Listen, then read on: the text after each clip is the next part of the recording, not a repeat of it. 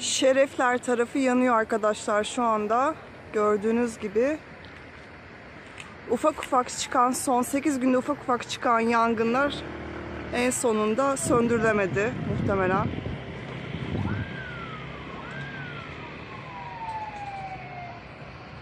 Dalaman Şerefler gördüğünüz yer. Ormanlık arazi.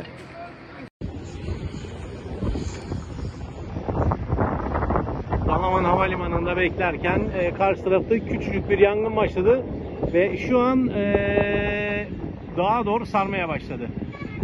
Yani bu rüzgarla o dağı komple yakacak. Şereflere kadar gider. Kapı Kargun yolu üzerinde başladı. Büyük ihtimal piknikçilerin şeyi ya da sabotaj. Başka söylenecek bir şey yok yani.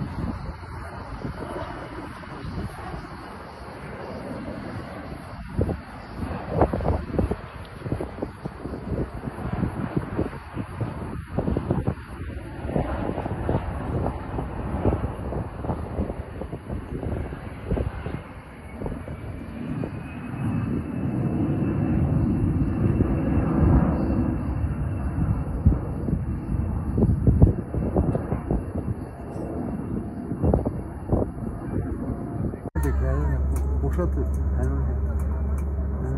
Buradan belki de buralar yanmasın diye mi yaptın bunu? Öyle mi? Kocaman uçak. Şeye bak ya, kocaman uçak. Bu uçaklar söylüyor. Anladın mı?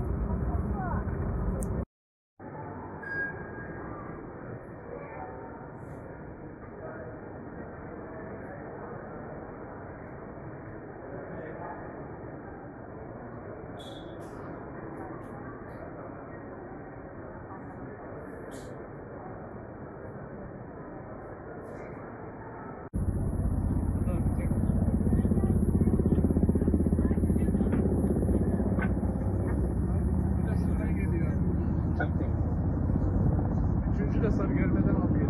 Allah Allah. Bak şimdi nasıl bırakacak?